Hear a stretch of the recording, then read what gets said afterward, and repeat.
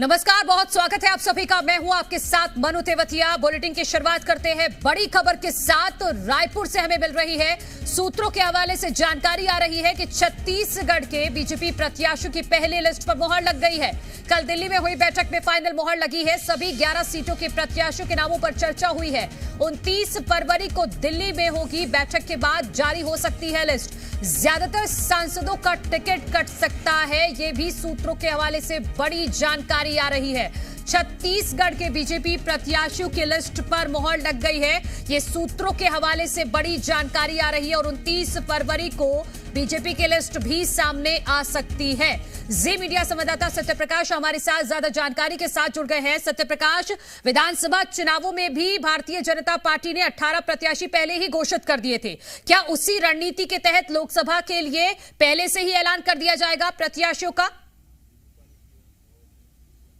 देखिए, इसमें कोई दो राय नहीं कि प्रत्याशियों के नामों को लेकर 2023 में जो फॉर्मूला अपनाया गया था विधानसभा चुनाव में, कमोबेश उस तरह का फॉर्मूला रहेगा। मतलब कि कई सारे सीटों पे, जो सीटें कमजोर हैं, उन सीटों पे पहले ही प्रत्याशियों के नामों का ऐलान कर दिया जाए कि उन्हें वक्त बहुत ज्यादा मिल पाए चुनाव प्रचार करने के लिए, लोगों के बीच जनसंपर्क करने के लिए। और कमोबेश जो जानकारी सूत्रों के जरिए मिल रही है, कल जो बड़ी बैठक दिल्ली में हुई है जिसमें मुख्यमंत्री विष्णुदेव साय भी थे, डिप्टी सीएम थे, किरण सिंहदेव जो प्रदेश अध्यक्ष हैं वो थे, प्रदेश प्रभारी सह प्रभारी थे, और इसके साथ साथ बीएल संतोष और साथ ही जेपी नड्डा उस बैठक में थे। इस बैठक में पैनल को लेकर चर्चा हुई है। मतलब 11 के 11 जो लोकसभा सीटें हैं वहां पे प्रत्याशियों के नाम पे 3 से लेकर 5 तक के नामों का पैनल, और उस पैनल पे एक एक लोकसभा सीट वार चर्चा हुई है। और ये सूत्र तस्दीक कर रहे हैं कि करीब 4 से 5 ऐसे लोकसभा क्षेत्र जिसमें कोरबा भी आते हैं, जिसमें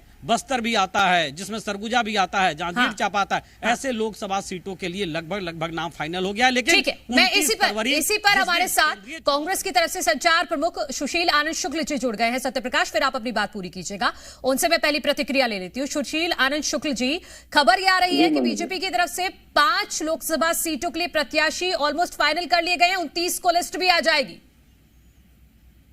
अब ठीक है, उनकी अपनी सांगठनिक गतिविधियां हैं, हमारी भी। हमने अपने चुनाव समिति की हमारी 3 बार बैठकें हो चुकी है, नामों पे प्रारंभिक तौर पे चर्चा हो गई, उसके बाद में स्क्रीनिंग कमेटी की भी बैठक हो चुकी है। तो बहुत शीघ्र कांग्रेस के भी प्रत्याशियों की घोषणा हो जाएगी। हमारे साथ हर लोकसभा क्षेत्रों में योग्य प्रत्याशियों की बहुलता है, उसमें सर्वोत्तम का चयन किया जाना है। और बहुत जल्दी कांग्रेस के केंद्रीय चुनाव समिति की बैठक होगी और हमारी भी सूची जारी हो जाएगी। दूसरी बात, लोकसभा के जो चुनाव के परिणाम आने वाले हैं वो विधानसभा से इतर आएंगे, क्योंकि पिछले 10 साल से मोदी जी की सरकार है, 2 टेन्योर उन्होंने पूरा किया है। कल ही मोदी जी छत्तीसगढ़ के संबंध में उनका वर्चुअल उन्होंने भाषण दिया था, जिसमें अपनी उपलब्धि के बारे में कुछ भी नहीं बता पाए। तो जो उनकी नाकामी है उसको लेकर हम जनता के बीच में जा रहे हैं और हमारे प्रत्याशियों की घोषणा भी ठीक हो जाए। हमें पूरा भरोसा है कि हम लोकसभा में भारतीय जनता पार्टी से बेहतर करेंगे। ठीक है, संजय श्रीवास्तव जी भी हमारे साथ जुड़ गए हैं, प्रदेश महामंत्री हैं भारतीय जनता पार्टी के। संजय जी, बहुत स्वागत है आपका भी। संजय जी, आपकी लिस्ट आने वाली है, सूत्रों के हवाले से जानकारी मिल रही है, लेकिन सुशील आनंद शुक्ला जी भी कह रहे हैं कि हम पूरी तरह से तैयार हैं और हमारी लिस्ट जल्द ही आ जाएगी।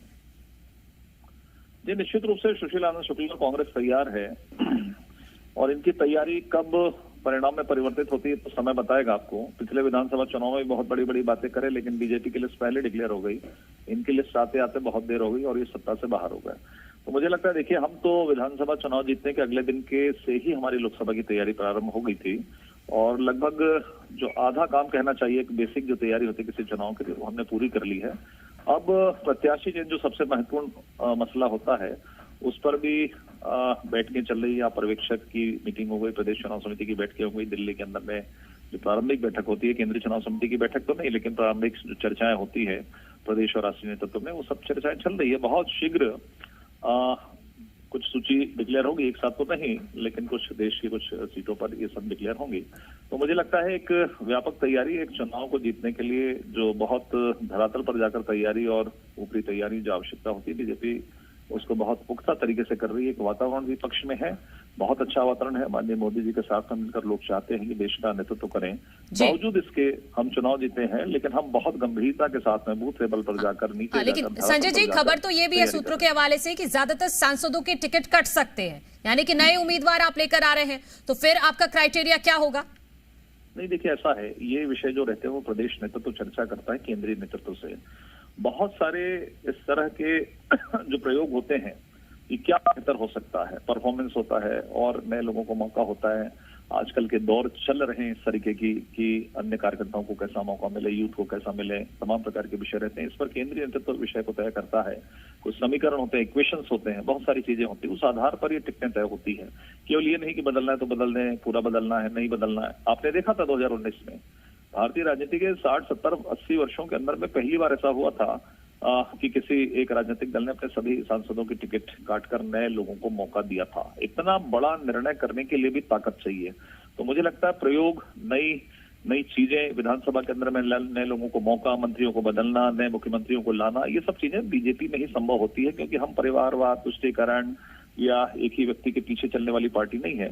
ये मूल रूप से विशुद्ध रूप से लोकतांत्रिक पार्टी है। प्रत्येक व्यक्ति को, सबको किस तरीके से मौका मिल सके, इस बात का चिंता केंद्रीय नेतृत्व तय करता है। एक आम कार्यकर्ता प्रधानमंत्री बनता है, एक आम कार्यकर्ता राष्ट्रीय अध्यक्ष बनता है, ये वो पार्टी है। ठीक है सुशील आनंद जी, अभी तक आपकी सीटों के बंटवारे पर भी पेच फंसा हुआ है। अभी भी लगभग 179 ऐसी सीटें हैं जहां पर अभी बंटवारा नहीं हुआ है। तो ऐसे में ये अब खबर आई है कि जब 29 तक बीजेपी की पहली लिस्ट आ जाएगी तो ये चिंता तो नहीं बढ़ा रहा है कांग्रेस की या INDIA गठबंधन की? कोई चिंता वाली बात नहीं है। कांग्रेस पार्टी जहां तक इंडिया गठबंधन के साथ सीट शेयरिंग का सवाल है, हमारी कमेटी बनी हुई है, बात हो रही है और उसके बढ़िया सम्मानजनक रास्ता निकल रहा है। क्योंकि बहुत सारे गठबंधन, बहुत सारे दल एक साथ एक मंच के ऊपर आए हुए हैं, तो सबकी भावनाओं का ख्याल रख के सीट शेयरिंग की जाएगी। बहुत जल्दी कांग्रेस के प्रत्याशियों की घोषणा भी हो जाएगी। दूसरी बात, जिस प्रकार से घबराए हुए हैं श्री नरेंद्र मोदी जी, अमित शाह जी, उससे लग रहा है कि उनको इस बात का एहसास हो गया है कि जनता बदलाव के मूड में है। और यही कारण है कि विपक्षी दल के लोगों को तोड़ के लाना, खरीद फरोख्त करना, ED CBI का दुरुपयोग करना, तमाम तरीके के हथकंडे अपना रहे हैं। यदि वास्तव में कंफर्ट मेजोरिटी वाली स्थिति में होते और उनको ऐसा लगता कि जनता का विश्वास है, तो प्रजातांत्रिक तरीकों से इस चुनाव की तैयारियां करते, न कि विपक्षी दल के खातों को सीज करने का काम करते, विपक्षी दल के नेताओं को डरा धमका के प्रवेश करने के लिए भयादोहन करने का काम करते हैं। इस बात का घात। ठीक है, इसका जवाब संजय जी से ले लेते हो, फिर मैं सत्यप्रकाश आपके पास आती हूँ। संजय जी, छोटा सा जवाब दे दीजिए इसका, जो आप पर आरोप लगा रहे हैं सुशील जी। देखिए, मुझे ऐसा लगता है कि कांग्रेस जो है वैचारिक रूप से कमजोर हो गई है। एक लड़ाई को लड़ने के लिए क्या तैयारी होती है, जो उस पर चर्चा करना नहीं चाहती तो कोई दिक्कत नहीं है। हमारी तैयारी को वो कमजोरी समझते हैं, तो मैं उनको बधाई देता हूं कि वो इसी तरह के विचारों के साथ में चले। लेकिन एक बार तय कर लें कि पंजाब वाले इनको झेल नहीं पा रहे हैं, दिल्ली में आम आदमी जो अभी पार्टी बनी वो 4 सीट ले रही, कांग्रेस को 3 मिल रहा है। टोटली ये गठबंधन भी नहीं, अब ये गठबंधन के निचले हिस्से पर है कि किसी तरीके से हमारा नाम जुड़ा रहे कांग्रेस का, और गठबंधन के माध्यम से मोदी जी को बाहर का रास्ता किस तरीके से दिखाए, ये स्थिति आज कांग्रेस की हो गई। तो मुझे लगता है कांग्रेस को तो बहुत गंभीरता के साथ हमें लेने की आवश्यकता भी नहीं है। ये तो धन्यवाद करना चाहिए। यहाँ पे छत्तीसगढ़ में तीसरी पार्टी नहीं तो कांग्रेस यहाँ पर भी गठबंधन के आधार पर लड़ती है और शायद 2-4 सीटें इनको मिलती। ये स्थिति कांग्रेस की हो गई है। तो मुझे लगता है कि हमें बहुत इस पर चिंता करने की आवश्यकता नहीं। लेकिन हम फिर से मैं ये कह रहा हूं कि बहुत ईमानदारी के साथ में इस चुनाव को भी हम गंभीरता के साथ में लड़ रहे हैं। ऐसा नहीं कि हमारे पास 300 सीटें, हम छत्तीसगढ़ में सरकार में तो हम हवा में चुनाव लड़ें, जैसे भूपेश बघेल की सरकार के, भूपेश की सरकार तो बन रही है, भरोसा है तो भूपेश है तो भरोसा है, ये करते करते ये निपट गए, काम कुछ नहीं किया, निपट गए, बाहर का रास्ता ठीक है संजय श्रीवास्तव जी, बहुत शुक्रिया हमारे साथ जुड़ने के लिए। सुशील आनंद शुक्ल जी, आपका भी बहुत शुक्रिया। सत्यप्रकाश, आपका भी शुक्रिया तमाम जानकारी हम तक पहुंचाने के लिए। तो ये बड़ी खबर है लोकसभा चुनाव के मद्देनजर कि जहां पर INDIA गठबंधन अभी भी सीट शेयरिंग के फॉर्मूले पर काम कर रहा है, और इसी बीच ये खबर आ गई है कि भारतीय जनता पार्टी छत्तीसगढ़ में 29 तारीख को अपनी पहली लिस्ट जारी कर सकती है, जिसमें 5 लोकसभा सीटों के लिए प्रत्याशी घोषित हो सकते हैं। 2023 के विधानसभा चुनाव में इसी रणनीति के तहत 18 प्रत्याशियों का पहले ही ऐलान कर दिया गया था बीजेपी की तरफ से, और ऐसी ही रणनीति अब लोकसभा चुनावों के लिए दिख रही है।